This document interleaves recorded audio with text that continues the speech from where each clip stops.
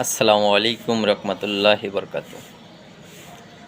আমরা অনেকে বলি যে আল্লাহকে ভালোবাসি, আল্লাহ রাসূলকে ভালোবাসি,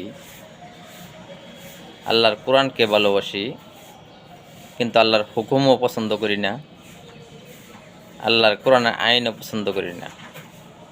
তাহলে আমি এইসব মানুষের উদ্দেশ্যে বলবো যে আপনি আল্লাহকে কি পছন্দ করলেন, কি মানলেন?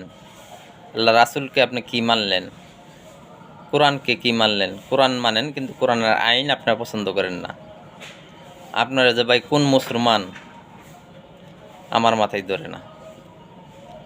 অবশ্যই আল্লাহ পাক আপনাকে সহি বুঝ দান করুক। সবেই যেন কোরআনের পক্ষে থাকতে পারি, ইসলামের পক্ষে থাকতে পারি।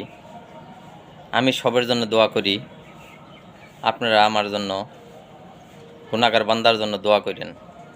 আসসালামু আলাইকুম রহমতুল্লাহি বরকাতুহু।